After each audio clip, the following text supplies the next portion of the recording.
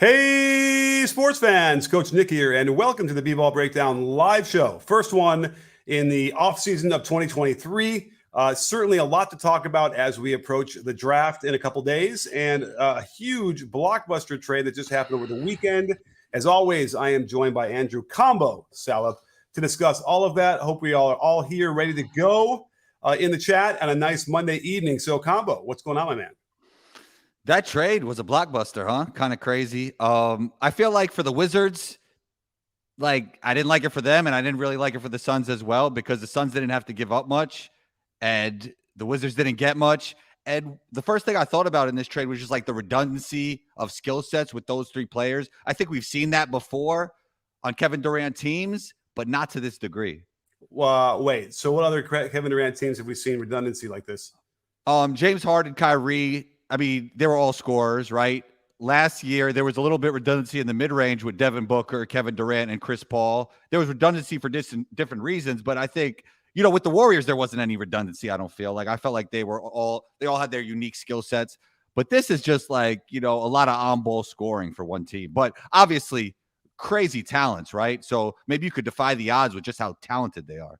Yeah, I mean, I kind of have. So I spent a lot of time today going through a ton of footage to try and identify what the video was going to be, which I think I'm going to try and get done by tomorrow before I get on the plane. So stay tuned for that. And please watch it a couple times. And you are right. There is a lot of sort of on-ball creation that happens from both KD and Booker and now Beal. And I went through, it was funny, I guess when you're looking at it in that context of how those two guys are operating, I didn't look at it that way during the finals or during the playoffs and the last, 5 or 10 games we had of KD in the regular season. So you're looking at it now, like how did Booker and KD interact? CP3 was on the court with them for some of it, but he's washed, right? I don't think anyone's going to argue with that. So it almost is like, okay, what was the issues with the Suns, what they need to shore up? And one of the things I felt like was the spot ups was not good for them in that it's a catch-all category for synergy, for instance. And it deals with a lot of things. It's catch and shoot threes. It's also when you do a new drive. But there is an indication to me that like both KD and Booker have the ability to draw a lot of defenders. And even when KD was out there with Booker, they were still doubling him, Booker. And so they were able to create easy opportunities for all the teammates around them. And what would happen when they got those opportunities? It wasn't great, Bob. And so if you're picturing, instead of throwing the ball to a wide open guy in the corner in like Okogie, right? Suddenly it's going to be Beal catching that pass. And while Beal isn't even the most amazing catch and shoot 3-point shooter, it's pretty good. His numbers are pretty good on that end. But he can create himself. And so now you're going to have like secondary action being created on drives and kicks. And then suddenly you imagine, Booker and KD are now benefiting from that as well. And that would be big for me. Yeah, well said. I also think like it depends on, this is incomplete, right? It depends on who they add to the roster, because it won't be just Bradley Beal with those catch and shoots. Like we got to see who else will be the recipients of these passes. Big problem here is they're going to need 3-point shooting. Primarily because the other two positions are going to get a lot of open shots because they're going to load up to stop those three guys. Who is that going to be? And a campaign is really his shot is streaky the best. Okogie is definitely not that guy, and maybe over the summer he'll develop something. But you need to have at least one elite 3-point shooter and somebody solid alongside them, because otherwise, we saw what happened in the playoffs against the Nuggets, where they weren't scoring well at all. I mean, the two games that they won, they got some baskets, in the high scoring. But the other time, they had a game where they scored like 80-some points, and it was ugly. And so when they were loading up on those guys, and the other people, the role players in the Suns could not really get anything going, it was ugly. So they're going to need to really, find guys like that. And again, we haven't even talked about defense, but at the very least, you're going to need better spacing on there, because again, Ayton is out there. Who, by the way, mid-range is good. What is the latest on Ayton? It seems like everyone is so completely down on him that they don't think he can play, and I'm confused by that. From what I'm hearing is that it looks like there's a chance he could be traded for some depth and defense. I don't know how many players you could get for one player because everything's changing now.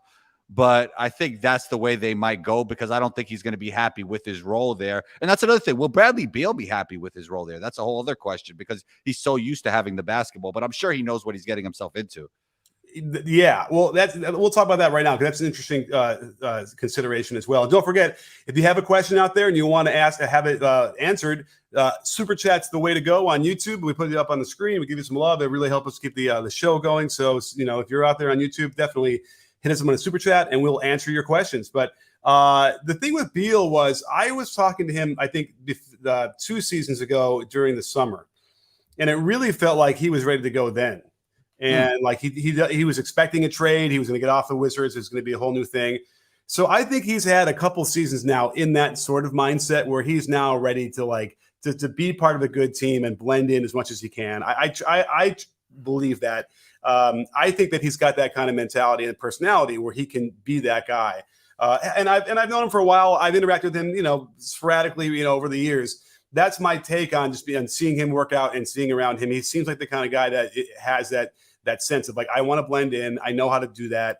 I've gone through a lot in my career on bad teams, and I want to make this work. So I think that's not an issue. And so yeah, I mean, listen. In theory, if he wants to play that role where he'll be off ball a lot more, then he should really flourish. I mean, that should not be an issue. But that said, do they want Booker being the guy on ball, bringing it up? I guess they can. Is Cam Payne going to be the 5th starter here?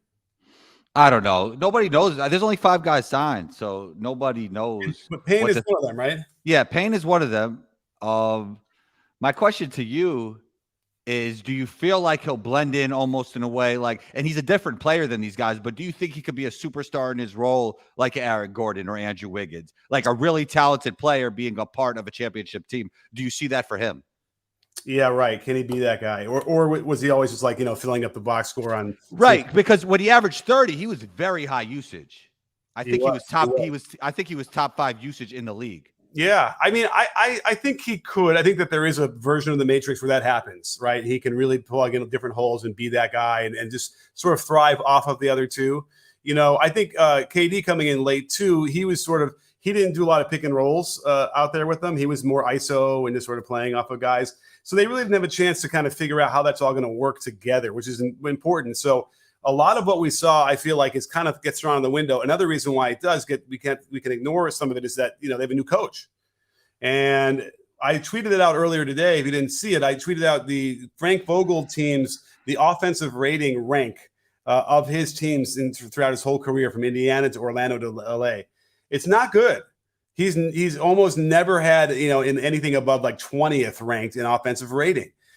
Even with the one team they won, they weren't ranked very high offensive rating at the Lakers. And they had LeBron and AD. I know there's always injury issues, but still that shouldn't have been that low. So they retained the assistant who was going to be in charge of the offense, as I understand it. And Vogel's going to focus on defense, which is important. But that's the other question is I would suspect offensively, they'll probably keep a lot of things in place.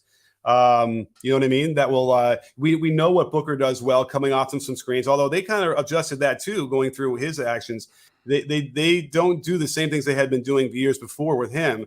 So, and we know KD likes to come off of screens. So it's going to be a real challenge to even try and predict what's going to happen here because there's a lot of variables. And probably the most important thing is what you said is who's going to be the other 7 guys on the team. Yeah. I think if they build it out in the right way, they could be a very fun team. They could be a team that does some damage in the playoffs. I do not see this team winning a championship just from the chemistry standpoint. On top of that, even if Bradley Beal mentally wants to be that superstar in his role, there is some muscle memory when it comes into the play just from playing a certain way for so many years. Yeah. It's funny. I mean, there is evidence of him off the ball in last year, so he was doing it, but, not a lot. I kind of thought it'd be more. And so, yeah. And there's, he's got the same issue, and the redundancy that you're talking about as well would be like the pull up from mid range. And, Booker is really good at it. Certainly KD is the best at it. And, Beal isn't the best at it. He isn't that good. And so you're going to add another guy like that again, which is another reason why I'm stressing they absolutely have to have just snipers out there. And who are they? Who are the snipers that are going to be available that they can get? That's the problem. There's nothing they could get from when it comes to the Heat with Tyler Hero and Duncan Robinson, right? Like Duncan Robinson might be nice on there. Like a Kevin Huerter type player would be really nice there. But are those guys available? And Duncan's on a crazy contract himself, and they're already paying these three guys a ridiculous amount. Yeah, that's a good point. Are there any other shooters that are free agents right now? I forgot to even check that class. I mean, Bruce Brown has a player option, but he's not. He's really more of an all-around player. But he could help them. I mean, why would he leave? Yeah. I mean, if they didn't pay him, I guess, right? I guess if they had an inordinate amount of money to pay him, but who knows what Ishbia does? He might just not even care about all this and pay all kinds of taxes. Who knows? Yeah, I would be if I were Bruce Brown. I mean, I'm still young. I'm gonna make money in Denver. If he leaves Denver, I think it'd be a mistake, just a huge mistake. Yeah, it's funny. It's almost like Michael Malone was having a podcast up there in the parade when he was like, "Brucey B is staying with us." Yeah, that was like he was like on a wrestling promo from the 80s. That was great. Mike Malone knows he knows how important that guy is and how it works, how well that worked. So you got it when you get a guy like Bruce Brown who can fit in like that. I think also locker room wise, you cannot you don't want to risk that. I mean the Lakers learned it the hard way when they got rid of Kuzma and Caruso and those guys. Like that was something they had going that would have worked. And again, it was really expensive for them. I don't think it would end up being that much more. I mean, it's interesting, right? Bruce Brown definitely has a lot of value, without question. Yeah. He should have had a lot of value after that Nets season. I mean, yeah, that was weird to some degree. I think it just shows you what happens. I mean, you can't even say that Brooklyn's a small market, but there was some sort of obscurity going on with him where he just wasn't. They weren't doing their homework or whatever. He could have been had probably by anybody in the league, right? They could have signed him. So, if I were him, I would, let me see. How old is he? Do we know exactly how old Bruce Brown is? He's probably mid-20s, if I had to guess. So Bruce Brown is going to get a 4-year contract. He'll be 30. Yeah, that's rough. Because the question then is like, does he take a little discount right now for the next, let's say, 4 years? They win a couple championships. He's really whatever. And then he gets the one last contract that will really get him paid, right? That's a gamble in theory. That's a risk, right? 4 years of basketball. Yeah, but I do think that he would probably increase his value more. It's too bad he's not like 23 right now, so that he's like 27, 28. He's 27 now, right? 28, something like that. Did I say 26? 26. He'll be 27 next year. Yeah, that's what I thought he was around there. Yeah, so it's on the border. If he was a little bit younger, you could say, great, take the 4 years. It'll be 20, right? He'll make 20 a year, whatever they're going to offer him, I imagine. They'll win a ton of games. He'll get a lot of run. He'll get a lot of shine. And then that next contract, he probably could get, well, it's interesting. I don't know. Yeah, but either. So, I mean, do you see a scenario where this Denver Nuggets team could be legit title contenders next year? Well, it happens to be related to the other piece of news we got this morning, which I had missed over the weekend reporting on this, but we find out that Draymond Green is opting out of his contract with the Warriors. Mm-hmm. Now, the Warriors, I think that they're going to be able to re-sign him again, but it doesn't make a lot of sense to me that he would turn down what clearly be the most money he could get from the Warriors to then re-sign with them for less money, in theory. That's basically what would happen. More years, though, right? Right. I think he wants more years, but they're going to offer him like 4 years. What was the extension then? I guess it was just for the one player option. Yeah, I think he will get more. I think it'll be more security, more money over time. Yeah. Okay. I suppose that would be what he's doing there, because then otherwise, where does he want to go play with his best friend? Who, LeBron? Yeah. Now that doesn't really work. That's another redundancy in skill sets, right? Okay, now that doesn't work. Okay, but does it work if he goes to Phoenix? Yeah, Phoenix is a facilitator. Yes, they need a defender. Yes, that's interesting to me. And do they have the money to do it? I guess Ishbia doesn't care, right? Right. No. Here's what I would think would happen. I mean, again, this is all. I guess none of it really makes sense then, because if he wants to go there. Because correct me if I'm wrong, he goes to Golden State because KD goes to Golden State because Draymond asks him to come, right? Wasn't that the whole crux of the matter? Please Yeah, come with us. I don't think they were too, even though they were on a podcast together since then, I don't think they were too happy with each other once Katie departed, right? I mean, I don't oftentimes pay attention to that stuff, so I might be missing that information because to me it was like, oh, he wants to go play with KD again, but I don't know. That's not on the table. You don't think from the? I don't know if it's on the table, but I would say that I think Draymond will end up staying with the Warriors, or then if he does it, it's total rebuild mode for the Warriors, in my opinion. Like. Interesting. That's rough because you got Steph still. And, no, you shouldn't go in rebuild mode because Steph is playing at such a high level. But I don't think you could, let Draymond go and keep this going, right? In my opinion. Well, they think that they're going to be able to sign him for the 4 years, $20 million.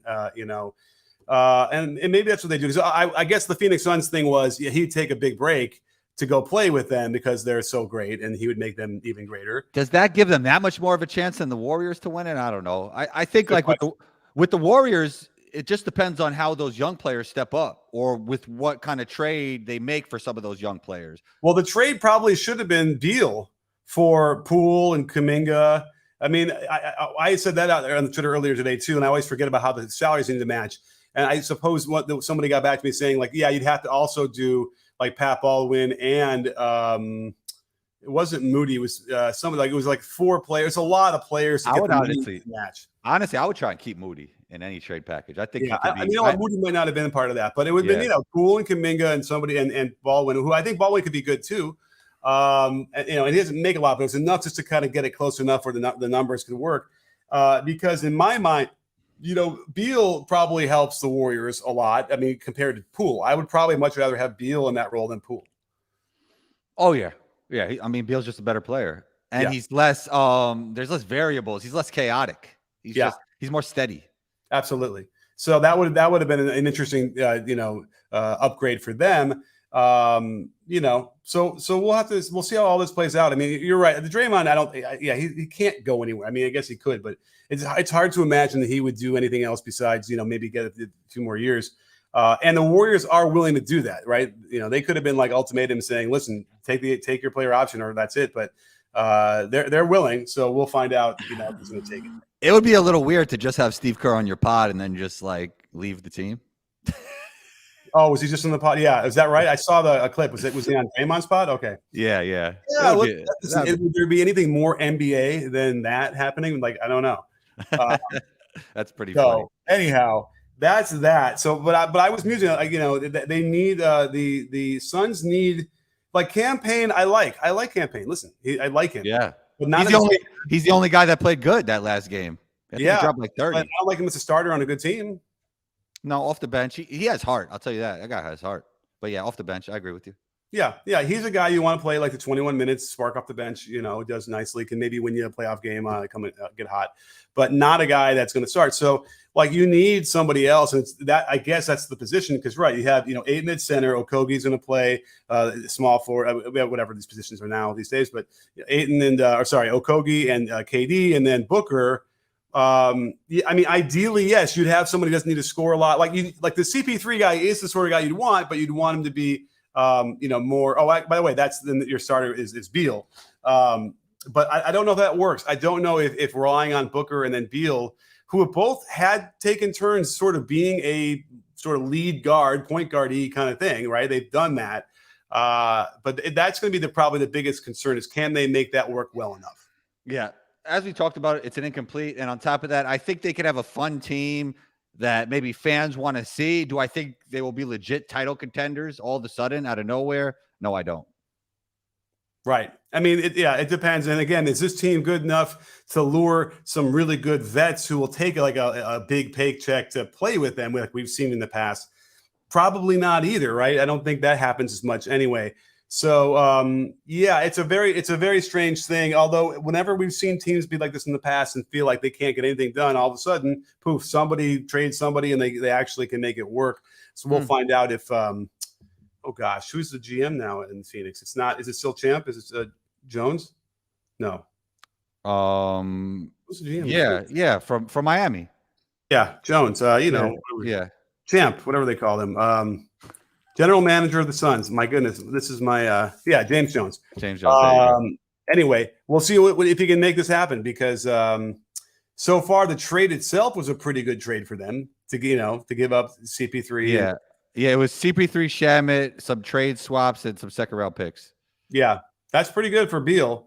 Probably had no choice but to do that deal. Beal had the no trade clause contract, which is another thing because now the Suns are stuck with him if they can't really do much with him either without him dictating the terms. That's a crazy thing to have in your contract, huh? It is. It is. I mean, I suppose that's how much the Wizards wanted to make him happy and keep him there. But yeah, I don't think we'll see that clause ever again, right? Yeah, man, that'll be tough because that really hamstrings the team. Yeah. So that is that. Let's see here. I don't know if we have any super chats yet. So okay, I guess everyone's kind of willing to quietly listen. That's cool. But let me drag this over here so I don't miss any of them. Any of the comments? Let's do this. Oh, we have one. Wow. Wait, it came in. That's weird. Didn't show up on my son of a gun. It doesn't show up on StreamYard. Why not? From Big Time Billy. Son of a gun. And it's perfect because he's talking about hey, are you out there, Big Time? Can you just send the same chat again? I'm not seeing chats, and now I'm worried I'm not getting my chats in the StreamYard. Yeah, mine kind of stopped too on the comments. Darn it. So there's something that's broken, which really sucks because I want to be able to show. Well, you know what? I guess we can do this. I can kind of do it down and dirty. Sorry, but let's try this. So let me do the screenshot of it real quick, and we'll get into our talking about the draft. Yeah. Let's do that, and then let's see how this works. If I go like this, and I do, where is it? How does that work? Does that work okay? We got Big Time Billy. Wow, that's interesting. Oh, wait, come back. Here we go. This is what I want. Sorry. All right. Oh, that's interesting. Why did I shared the wrong one, but it's good enough. Wemby is the anchor of a 2-3 zone. Good idea or no? Okay, love it. So let's get into that. Yeah, that's interesting. Yeah, I'm seeing on the YouTube side the comments working fine, but not on StreamYard. It's like broken, and you don't see it either. Right, yeah, it stopped kind of. And then maybe I can share this whole screen or something weird like that later. But anyway, that's really strange. That hasn't happened in a long time. Anyway, so let's get this going. So sorry I had to do it this way, but it's on the screen at least.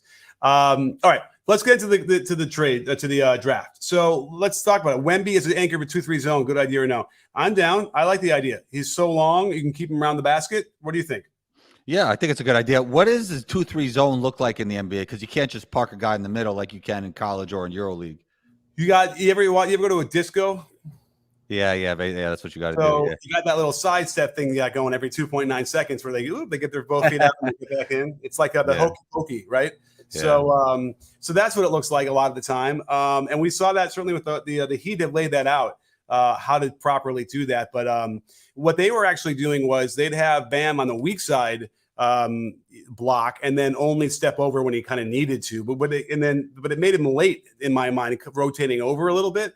But it also is similar to rotating over on on a drive kind of thing, like help rotation. So that's what it would look like. I would probably just keep him on the strong side. He's so long; he's only one step away from getting back to the other side to swat shots away. You know what I mean? Yeah. Have you been watching the highlights recently of him? It's just like he keeps getting better and better.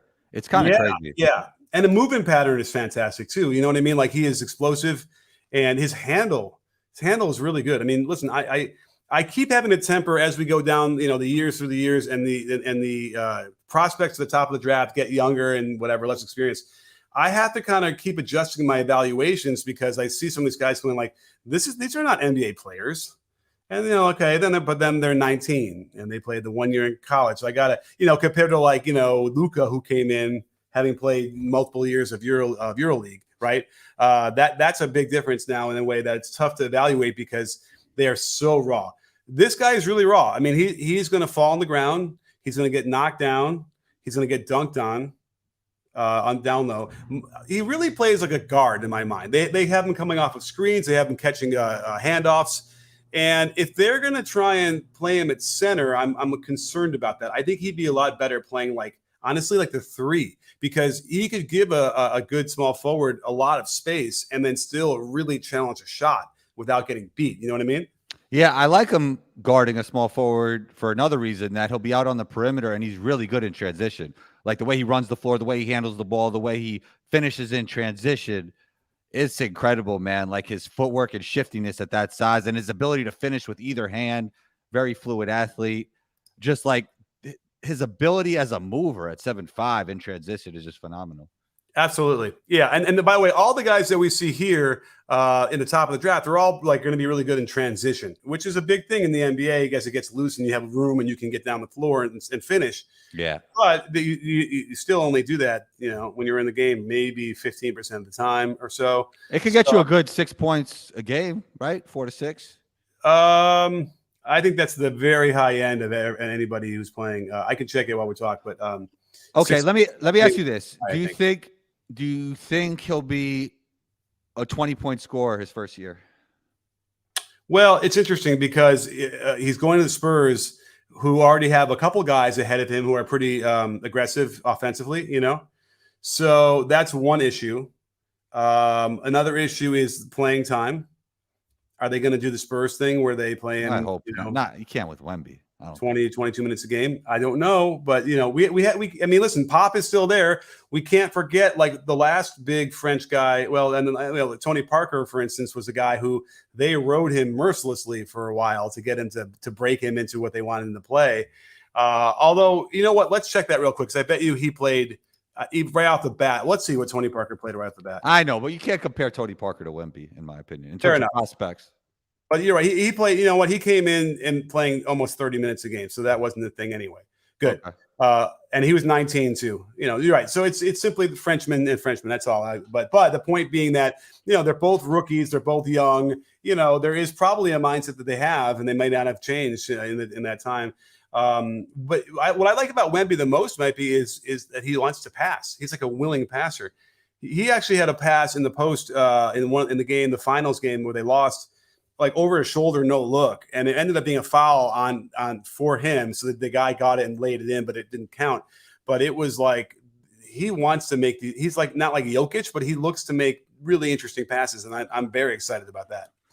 Yeah, I mean, don't you feel like in general the players who are international players usually don't have tunnel vision? Because I feel like the way they're taught basketball is more from a team aspect, and the way basketball is taught here is more, not even taught, just the mentality of most players from this country is more an individual mentality. Right. That is true. And there's a soccer element to that as well, as far as that. But yeah, it's very well, there's a cultural thing to it. Although we've talked about this before, and I've been having conversations recently about, can you create that? Can you somehow train players to be passers, to be willing passers? Because it's not even like you can run drills all day long where you're throwing one-handed blind, over the back, bounce passes for layups all day, right? But it's another thing to actually have them do it in the game. And that's another question. Like I don't know if we have the answer to that. I like to think that you could create an environment around a team that encourages it so much that you get people who want to do it. Aaron Gordon is a good example. He's now turned into a really good passer. And there's no question one of the biggest reasons is because he's hanging out with Jokic and he's playing with Jokic. And that's inspiring. So instead of having these teams where you get a guy like that who throws crazy passes and you just sort of shrug and be like, oh, it's nice that we have that. Instead, you're like, no, we are going to engineer this and make it a situation where guys want to do that and play free. By the way, that's also part of it, right? I think sometimes players don't want to make passes because they're afraid of throwing it away. And that's when you lose that freedom and that creativity that we see from, I don't think Jokic could care less if he threw the ball away trying to make those great passes. Maybe more no dribble scrimmages or one dribble scrimmages. Yeah. I used to love those. Did you ever do those when you were a player? Yeah. I mean, overseas, they did that often, to start the practice. Then they would do like one dribble. Then they would do two dribbles. Then they would do three dribbles. Then we play soccer. It'd be all kinds of stuff like that. I just started doing it with some of my guys on Saturday, the 3 second rule where you have to do something with it within 3 seconds. I like that. Obviously, that at the NBA level now it's like 1 second, right? And but I would say 15 years ago the NBA would do that drill as a 3 second drill. That's how they gave you that much time. And now it's got to be quicker. And so I really enjoyed that. That was fun to see the guys really try and that energizes everything when you really give them that rule. And then at some point after we do this a few times, it'll go down to 2 seconds for the high school level. And these guys are not even like, I'm not sure they're even playing on their high school teams. There's, and we're going to get guys who have decent ability, but nothing crazy. And for them to be able to make decisions within 2 seconds and get the ball moving is also just equally exciting. Nonetheless, but Wemby is going to be a generational talent. Some people really are down on him. It's weird. Like some of the reactions I'm seeing on Twitter about it are kind of weird. And there's always the issue of like, does he get hurt? But I certainly don't have that same fear I did with Chet. Remember when we were talking about Chet before we got there, I'd be wincing. I'd be like, oh, this is bad. I think he's going to get hurt. I don't like this movement pattern. I do not get that same thing in my radar. I wish I could give you even very specific biomechanical information about it, but just whatever, the way he moves feels a lot different than Chet for some reason. Yeah, I hope they all stay healthy. Maybe it's like the Malcolm Gladwell book, Blink. Like you just could see somebody for a second and feel like they're more prone to injury, and you can't really say why. It's just like a feeling you get from the way they move. Yeah, it's you do it long enough, you get a sense of things. But hopefully he could stay healthy because Chet could really help that team. He could, and he should be back, right? He'll be playing right off from the bat. Yeah, hopefully he plays summer league too. I'm just trying to make this look as pretty as I can, because again, I really wish I understood why. I almost want to try and refresh my StreamYard, but what happens? Do I still stay in the? I'm worried I'll lose my live. All right, let's try this. Anyway, let's try and share this one now. If I can find it here. 620, is this it? Oh my goodness, I can't see the full name of the what happens if I do? Let's try it. Okay, perfect. Hop Hayes, thank you so much for the super chat. Thoughts on Houston's Jarace? Okay, how do we say his first name? I meant to ask you. Jarace Walker. Jarace, okay. Jarace, because every time I was watching all the clips of him, they got the same Walker. It was like, how do you say his first name? Thoughts on Houston's Jarace Walker to the Pacers? What different packages do you think they could get wing-wise for picks 7, 26, and 29? Thanks, Nick. Thank you, Hot Pays. This is a complicated question. I might lean on you a little bit more, Combo. Well, to the first part of the question, I'd love to answer because I love Jarace Walker, and I feel like he gives me those vibes that when we look down a few years from now, I wouldn't be surprised if he's like a really important role player on a playoff winning or even championship team. He gives you like those Aaron Gordon vibes on defense, like really strong, really athletic, could slide his feet, could get low, could guard multiple positions, and he's getting better on offense. Like the jump shot doesn't look bad off the dribble.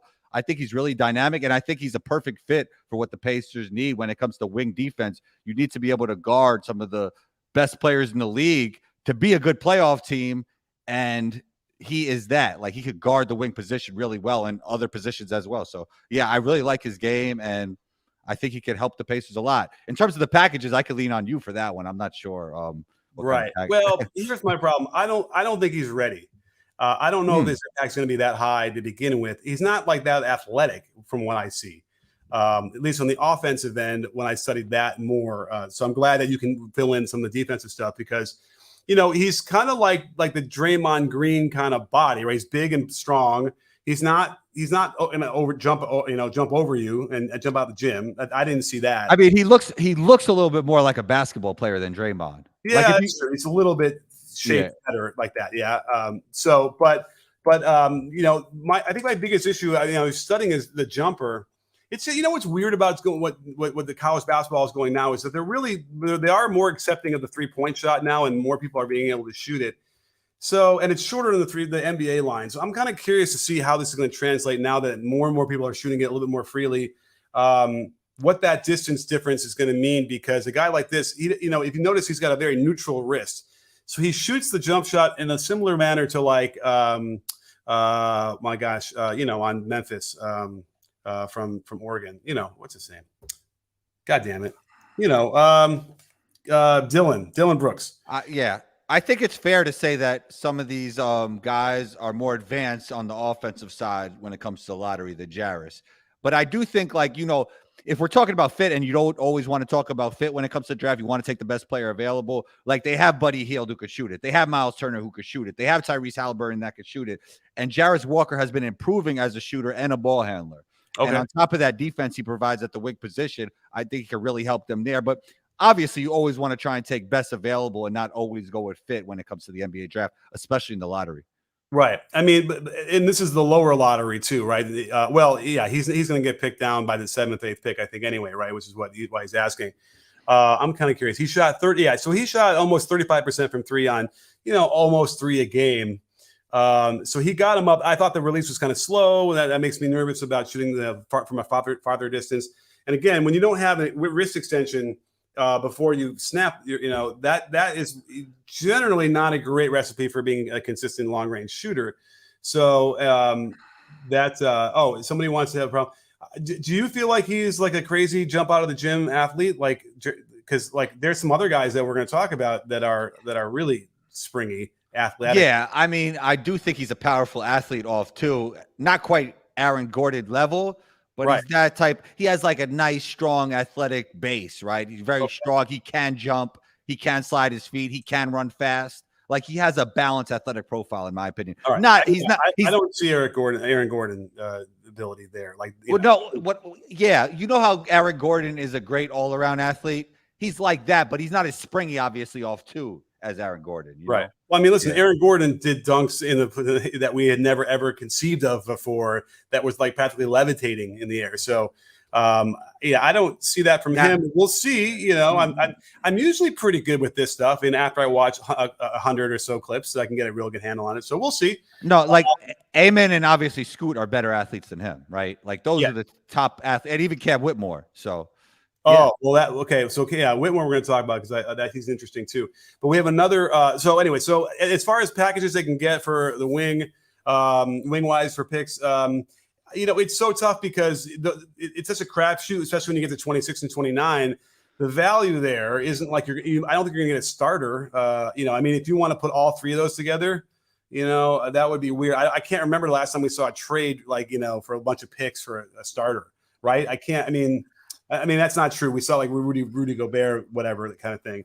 But I kind of like the NBA draft, and I kind of like seeing teams keep their lottery picks. I don't know. That's just I mean, it's such a crapshoot that it's like I don't know. We had Ben on the other a couple weeks ago or a month ago when he was talking about it, and I kind of like this take where it was like if you have a surefire player, he's played in the league 3-4 years, what you're going to get from him. A lot of times it's worth dealing a pick that's not the top 5 or 6 or 7, whatever, because you'll never know that between 4 and 7, 4 and anything after 4th or 5th, it's you look at who the players have been picked in those numbers. It's like, sometimes it works great and other times it's really, really not good. So it's an interesting conundrum. So I don't know. They probably, and it's also where are they right now? Where are the Pacers in their development process and what are they expecting to be able to do? It's another interesting question. I'm not sure I have the answer to that. I mean, Miles Turner and Tyrese are entering their prime, so I think they want to win now. And also their coach is not a rebuild type coach. That's true. I'll tell you that. Yeah. And he's also a guy that I don't really feel like he'll play rookies much. Right. I think like if he has a defensive guy like Jarace, he might give him an opportunity because he's not going to need the ball a lot. I wouldn't. He's not like one of those guys that is like you want to bench as a rookie if he's going to provide you some defense hustle, All right, maybe. We'll see. We shall see. We have another super chat here. I got to do a little, what we call it, fancy finger work here to share the screen. Let me get this one up here. Is it this one?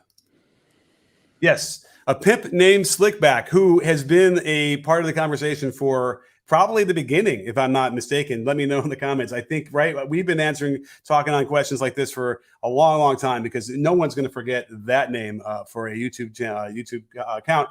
But thank you so much, Pimp, for the lovely super chat. Very generous of you and for being part of the conversation for this long. Amazing. And the question now is, hey, fellas, I'm super high on a few guys from my Nets, specifically Leonard, Miller, and Bilal Koulibaly. Don't know if you guys have seen their scouting reports. The Bilal guy just popped up on my radar. Have you seen him? Yeah, so that's Wemby's teammate, for those that don't know. He's a defensive player, needs to get the shooting better, is really nice in the lane with Euro steps. The only thing is that there's not enough reps of him because he doesn't have the basketball a lot on Wemby's team. So it's kind of hard to get a gauge of his feel for the game. But I mean, there are some tools there. Like when he gets in the lane, he got some really nice euros. He's a great defensive player. It seems like he's still growing, and he's a very fluid athlete with a nice base. So there's a high upside there for him. And with Leonard Millard, I mean, he averaged 20 points a game in the G League. So he's an interesting young player. He keeps getting better. He keeps growing himself. And I think those are two guys with tremendously high ceilings, but maybe not the highest floors. Okay. All right. I hear you. I mean, it's a little bit tough when you're watching with Wembanyama because who they're playing against is a sort of lower tier than EuroLeague. So it's not always easy to really gauge. But Mike James was out there playing against him in that final. And that's, he is legit. Like he could do that in the NBA if he wanted to. So it's just hard because now you got to figure out like who is he going against and who's the rotational defense and all that kind of stuff for all those guys. I don't envy the scouts that need to figure that one out because I don't think it's that easy. I don't think from year to year it's the same. So you got to really kind of be able to, in the moment, figure that all out and then hope it works out. So good breakdown on those stuff. I do have no, I haven't looked at Leonard Miller yet, but where are the Nets picking? Let's see here. I don't believe in the Here it is. So Brooklyn is they only have a pick on the 21st. I mean, 22nd. Bilal won't be there for that, and Leonard Miller probably won't either. Well, how tall is Bilal? I think he's like 6'7" now. Okay, so he's not like a Ntilikina guy then. No. Because you're describing Ntilikina, great, you're a good defensive player, needs to improve his jump shot coming out of more feel in the lane too. And okay. he's a lot bigger and more athletic. Yeah. So the bottom line is, if you're picking that low in the draft, as the Nets are, it's a complete and utter. I'm not even sure it's a coin flip. It would just, if you get they got Jokic at 41st, so it happens. But I gotta tell you, here should we do a thought experiment? Let's really quickly look at the 27th pick of the draft over the last 5 years. Should we do that real quick? 2022 NBA draft. Let's see if I can find a quick. Let's see if I do it here. So the 27th pick last year was Nikola Jovic, your guy. Okay, just let me get to 22. I will need to find a website that gets me to the next one quicker. Now, and he didn't play. So 2021. Let me go to. Let's try Wikipedia. Could we try that? Because it'll let me go to the one before that, won't it? No. Anyway, 27th pick there was Cam Thomas. Okay, that's something. Is it GM, real GM? Oh, here it is. Oh, this is what NBA. Here we go. B-ball rep. Okay, so 2020 NBA draft, 27th pick was Udoka Azubuike. Okay. So you see where I'm going with this? Yeah. 2019 draft, number 27 was Mfiondu Kabengele. That's Brooklyn too, by the way. Okay. 2018 draft, number 27, Robert Williams. Okay. Wait, Brooklyn's getting a lot of these picks. Yeah. Well, Boston got that one in 2019. Let's go one more year. 2017. The 27th pick was Kyle Kuzma. Okay. So now, let's go one more time. And then 2016 was Pascal Siakam. Ooh. I might have to revise my 27th pick. Larry Nance Jr. was the year before that in 2015 for the Lakers. Those are some good value. The last three you said. That's so bizarre. That it's like that's the one. 27th pick, Bogdan Bogdanovic by the Suns. 2014. You know what? I guess I'm completely wrong. So the Nets have a lot of hope for this one. Rudy Gobert was 27th.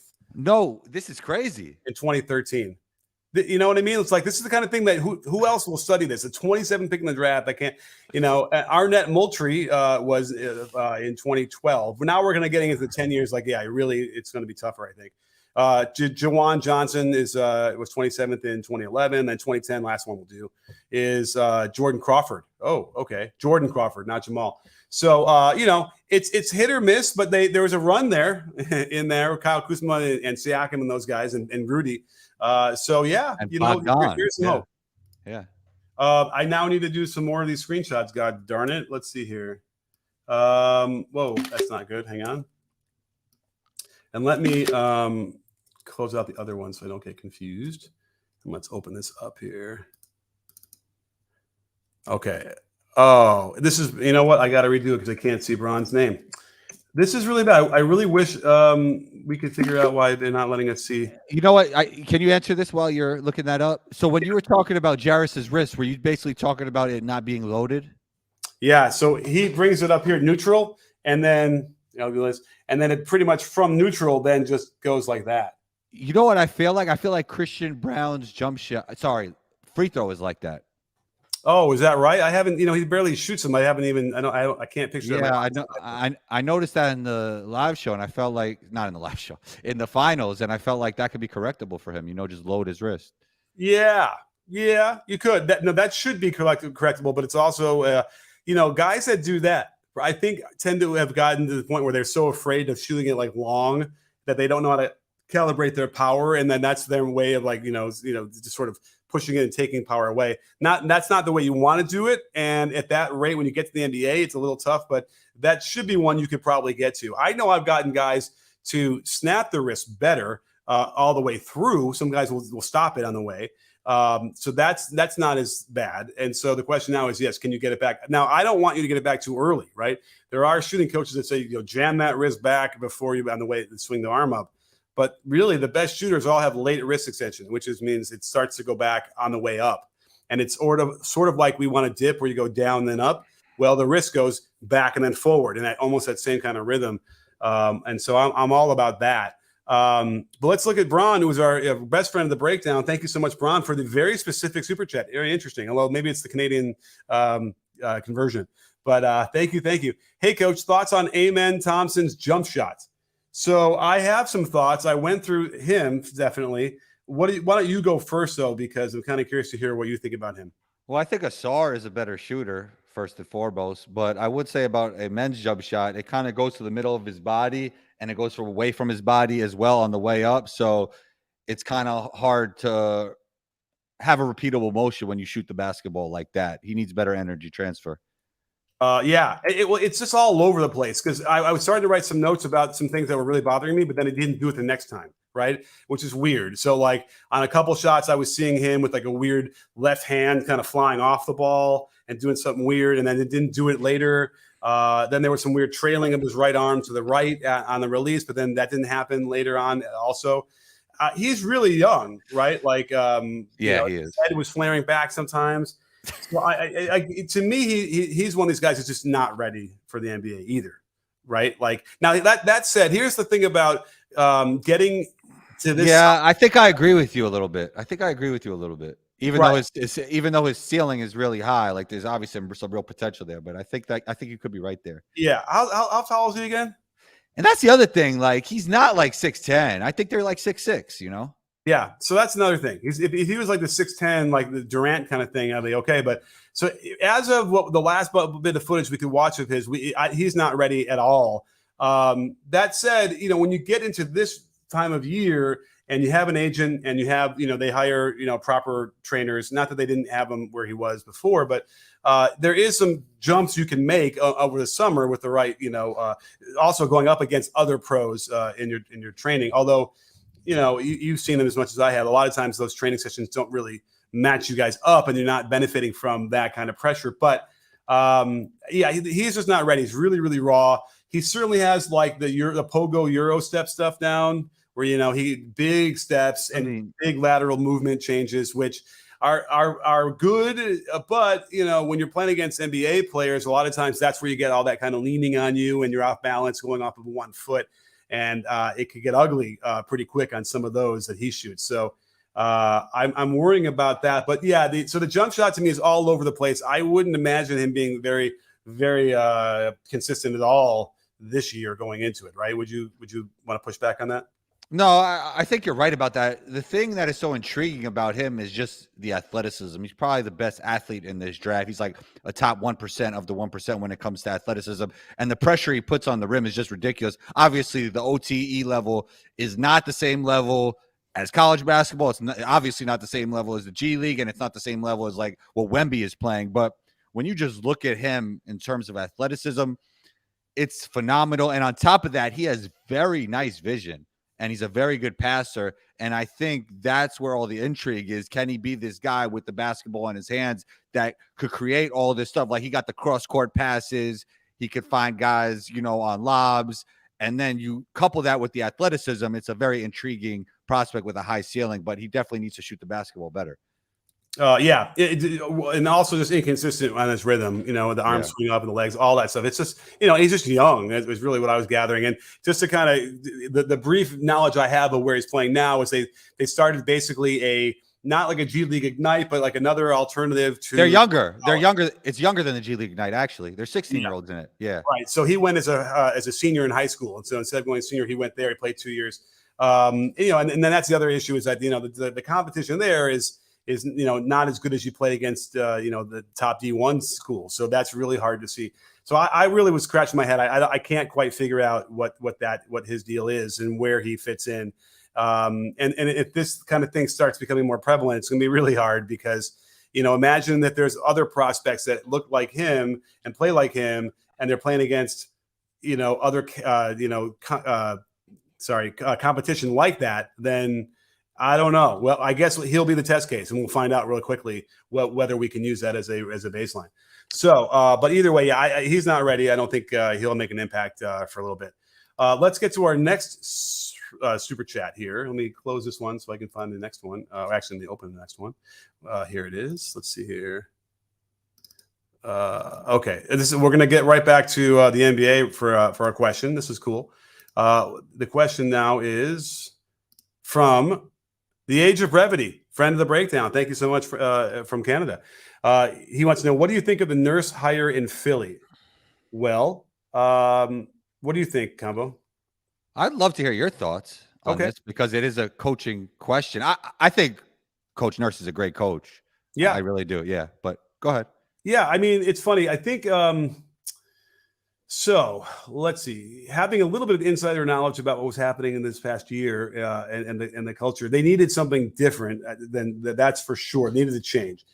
They need something that's more of a top-down approach where there's more control from the coaching staff on the players. Can Coach Nurse do that? Is a question, especially coming into a situation where someone like Embiid is already there and it's ensconced in his fiefdom. But I also feel like Embiid would be willing, to listen. It's funny. A lot of times you feel like you don't want to get fired as a coach, so you kind of try and not make too many waves or whatever. But you're going to get fired anyway, right? Eventually, you're going to get fired. So you might as well get in there and try and coach and try and have the effect that you think you can. They need to figure out how to get more movement in the offense. I love it because I was reading an interview or seeing maybe while he was still coach, but he was talking about how much he values movement, whatever. And it was like, well, okay, but then why aren't you getting that? Why aren't you coaching that on your team? So that's going to be an interesting issue. And can they get a little bit more creative with Embiid's attack? I think that would be important. And certainly if there is, if you're looking at creativity and coaching, Nick Nurse is that. Without question. Yeah, it was interesting. He was saying how he rather have had, and I'm talking about Doc Rivers here, younger Harden, so he could have had him play off the ball a little bit more and not so be ball dominant. But that was it. He had some interesting comments in that podcast. Wait, Doc did? Yeah, like he said, and it's funny. And it's like you're a big fan of handoffs, and he was talking about like handoffs and more off-ball movement for Harden, and he felt like if he would have had a Harden earlier in his career, he could have had him doing some different things off the ball than he did when he got there and Harden was already older. And that's the kind of thing with like Bradley Beal. Like people talk about Bradley Beal that he played off the ball with John Wall, but that was years ago. He has a different type of muscle memory at this point. So it just is what it is. But he also is in a stage of his career where, he's like, this is probably my last good chance to be part of something big. And I do whatever I can. So that's another part. And you don't forget that. You don't forget how to come off handoffs, right? Really the question would be, with Beal is after getting the handoff, I don't think they're gonna have a problem with that. Is he gonna like stop and then like turn it into an ISO? Or is he gonna string it out and like probe and then kick or turn the corner? Like those are the things that you got to see, like that Harden, I think, struggled with too. Although I did feel like Harden was moving in as a cog in the offense better this past year than I'd seen him in a long time. So Doc did get some of that. But it also just sounded like if you were a role player on the Sixers, it was a nightmare. You rarely touched the ball. You never got any rhythm. And you had to just be way crazy aggressive just to get a shot off. And that's no fun. Yeah, I mean, it must have been even more like that with the Rockets, but I felt like even with the Rockets, they were more It was into their built that roles. Yeah, like they like knew what it was. way. Yeah. Like there wasn't guys like trying to um be a guy who's ball dominant. Like they knew what their role was there. But it's interesting when you talk about flow and guys not ball stopping. I think Cam Whitmore is interesting, like staying on the draft, because I noticed that like every time he shoots it, he likes to get into like this jab step thing. And I don't think that's the best way to play basketball at this point, even though he's a Villanova guy, which is really great. Those guys play well in the NBA, and he's super athletic. So he has those things going for him, and he's nice getting to the rim, like he could finish with either hand, and he moves pretty well without the ball. But when he gets the ball, there is some ball stopping there. Yeah, I was kind of looking. I was running. Remember, I kind of was almost not even aware that Jay Wright had stepped down. Like seemed like so quiet, and then Kyle Neptune took over. I'm not even sure, was he an assistant? Let's see here. No, he's at Fordham. Because I was wondering, I was like, oh, Villanova guy, he's going to be really skilled, in that mold of Jalen Brunson and all the other guys. I will say this, this guy's explosive. Like this guy's got a handle. He can put on the ground. His spin moves. Like he gets the basket. He's not intimidated by anybody. And those are the kind of qualities I really like when I see guys coming in as youngsters into the NBA, because that translates, right? This guy he's going to get in there. He's going to get his shoulder into you. You're going to probably go flying. He's strong that way. So that was really great to see, just offensively and how aggressive he can be. And he's played 1 year, right? Yeah, played 1 year. Now let me just really quickly check. I had this written down. Let me find it again. Cam Whitmore. He shot from three. I checked this before. Let's see. He shot 34%. And again, it's weird. Again, now that the threes are becoming more prevalent, you're getting these guys who are, they're at least going to get to like 30, like maybe they wouldn't have shot hardly any threes, and now they're going to shoot them and, make 34, which isn't great. I don't like his rhythm at all on his jump shot either. It just seems like he gets the ball to his set point way too early, and it has to stay there too long for me. But that's the kind of thing you can iron out, especially, sometimes it happens on its own, because when you rush the shot, when all of a sudden there's NBA guys closing in on you, sometimes you get better rhythm. Like Luka tends to shoot better when he looks like he's rushing to get the shot off, because he doesn't pause at that set point and it just goes up and out through the energy transfer is right. And that could very well happen in a way, maybe by accident with Cam Whitmore, but then he can develop that and feel that. So, but at the very least, yes, this guy, I love the fact, I just love how he goes and how he can accelerate off the dribble. Yeah, he's a great athlete. I watched him play a person at the Garden Big East tournament. He's like he's on a different level athletically than everybody else on the floor. Yeah, at least in that game I saw. Yeah, and he's a legit 6'7". Like he definitely seems like he's got that size. I don't know if he's got like what his wingspan is, but it certainly is something that I mean, for him it depends on where he goes and where he gets drafted. But let me look at what's the top here, because we're thinking he's going to go somewhere in the top 6 at the least. He'll go top 6. So he's probably somewhere like Houston's 4, Detroit's 5, Orlando's 6. You could see the Magic taking him, another guy that can kind of create off the dribble and whatever. But everyone shooting is the premium here. He's not that guy. I don't think yet. He's not shooting great from the. And I think the Magic specifically need shooting at this point. Yeah, no, that makes sense to me. So Magic's probably not the best fit for him. Indiana's 7. Interesting. That's not I just don't think he'll last till 7. That's the issue. But he would be a good fit for. I like him in Indiana. Yeah. Well, let's get to our next super chat here. So let me do this. It really stinks. We got to do this, but present, share screen. Hang on. I think here we go. So we have Alan Tran. This is his first super chat. Thank you so much, Alan. Really appreciate it. And really generous super chat. Thank you. Great to have you part of the conversation. And he says, "Hey, Coach, thoughts on Emoni Bates, a hidden gem in the second round, or G League?" I feel like I did watch him at some point. Tell me, Combo, what your thoughts are on Emoni. Well, going way back to when he was high school, he was like one of those viral kids. They were calling him Baby KD or Little Kevin Durant. He has that type of game where he's like a taller player. He's not 7 foot. He's like 6'7". But he went to Memphis. He was 6'9" on Sports Reference. So. Okay, he might be 6'9". But he went to Memphis and it didn't really work out with him and Penny. So then he went to Eastern Michigan, and he really his game is really predicated on ISO scoring. And I think the thing is, he's not that great defensively. He's not that great off the ball. So I think the thing is that teams want to know how he'll fit into an NBA system because you're probably not going to give Emoni Bates the keys. I think he can be a high value second round pick though, because I think he's super talented and I like what he was seeing in his workouts. And he had some really high scoring games at Eastern Michigan this year. So you never want to sleep on those guys that were that high in their class in high school. They were there for a reason. But I do think when it comes to fit in the NBA, that's where NBA decision makers see some issues. Absolutely. So, but I agree. I think as a second round pick, you could get a lot. You could get production from him that you wouldn't normally get from second round picks for sure. Yeah. In that same role, remember we talked about it in the beginning with the Suns' issues with their spot ups. Is their stars would create openings for their role players. And that's why it's a premium to be able to shoot and dribble and drive and finish at the rim because, teams are overloading now defensively to stop the big guns.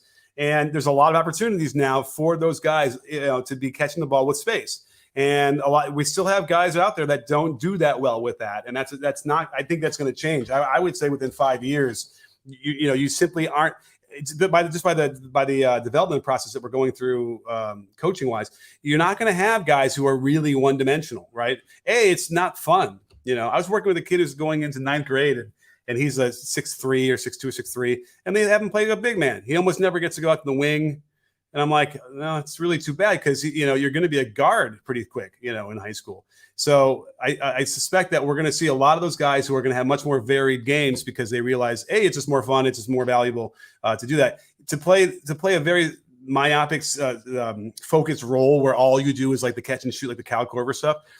I just don't see why anybody would want to gravitate toward that. You know what I mean? I just feel like there's just more interest in just as a personal thing to develop more of those skills, and the coaches now know how to. So it's funny that those type of players used to be called tweeners, and now they're called like hybrids, and they're dynamic, and everybody wants them.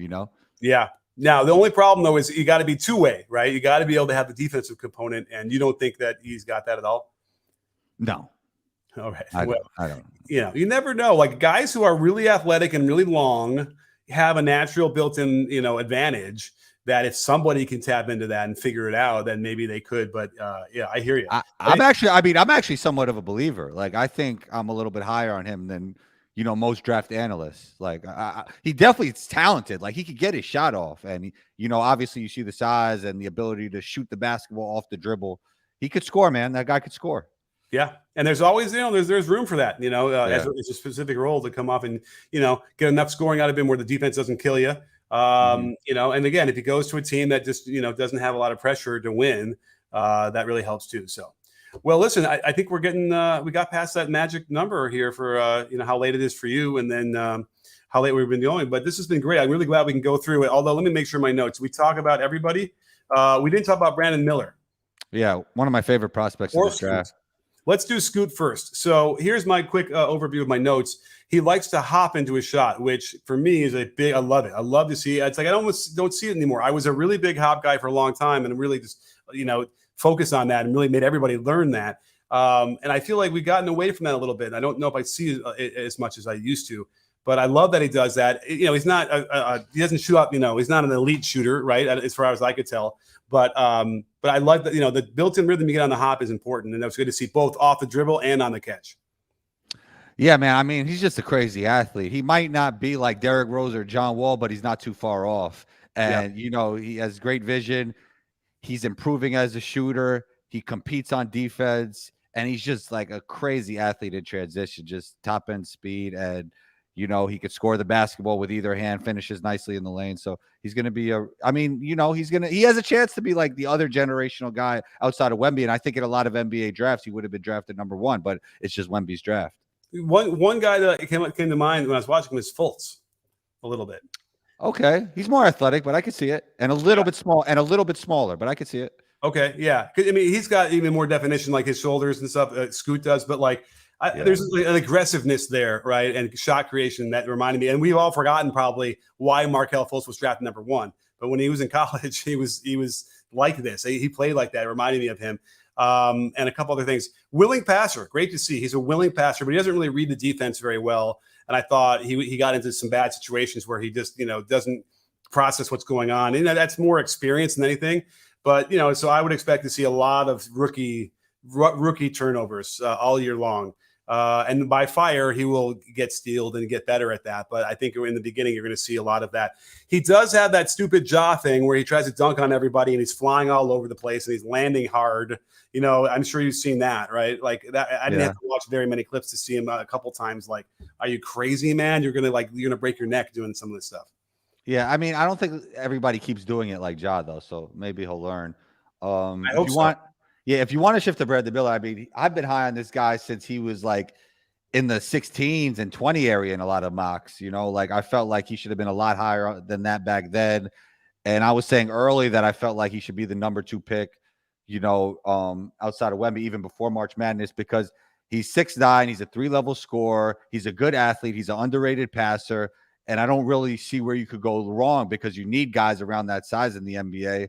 And he gives me these Paul George type vibes. I don't know if he'll be Paul George, but that's the mold of player he is. And he says he really studied Paul George's game. So I love Brandon Miller, and I think he's going to be a great NBA player. I'm trying to find his wingspan. Here, maybe I don't think it's crazy. I don't think it's a crazy wingspan, but the guy could shoot. Scoot has a 6'9" wingspan. Scoot. I thought you were talking about Brandon. I am, but I just, as I'm looking for the word wingspan, he came up first. Okay. Brandon Miller has a wingspan of 6'11". Yeah. So at 6'9", so that's pretty good. It's longer than he's tall. That's good. Let's see. For Brandon Miller, he also likes to hop. This was great. I was like, we got some hop shooters in here. That's great to see. And really good athlete. I really liked him. And I was like, my question was, is he long? Yeah, great wingspan, good athlete. I think that could be really helpful for him. Another guy he's got a decent handle, and from what I saw, but doesn't read the floor that well either. And again, what 20-year-old does at a high level, right? At playing at the high level like he was at 20, it's tough. Like that's just the thing. You got to play a lot of games and really develop. So again, be prepared for turnovers that you're going to scratch your head and be like, this is a rookie. Really, and like again, raw, it's unpolished. So I don't know if Brandon Miller is going to have a huge impact for a little bit of time here. I think I like the way he gets off his shot from all 3 levels. I think he'll be good from the beginning. Like I think he can really play. Yeah. I don't know. I think he's unpolished. He's unpolished enough. Now, again, the polishing happens right now, right between now and September with these pro trainers. So a lot could happen. A lot could be developed. But from what we saw at the end of the season, he did. To be fair, as much as I like him, he did struggle in March Madness. Oh yeah. And by the way, it's a really good indicator. You're playing against good teams. There's pressure. There's the physicality, all the things you want to see, like in an NBA game. And if you play in multiple games, at least it's not just the one off fluke. He played in, I think, 3.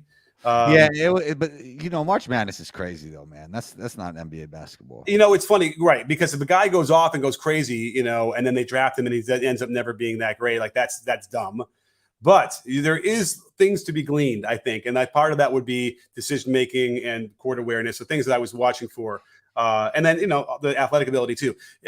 He definitely stood out in terms of aggressiveness as well, where he, you could tell, right? You could see the difference in the D1 game when you're a top 10 pick, right?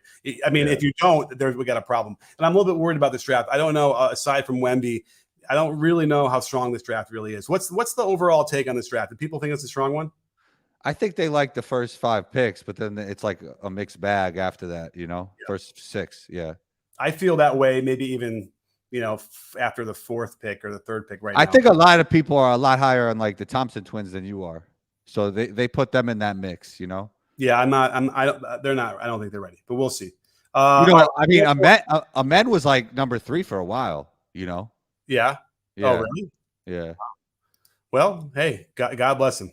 Here we go. We got one last super chat before we wrap up here from Jalen Glenn. Let's do the quick hack here.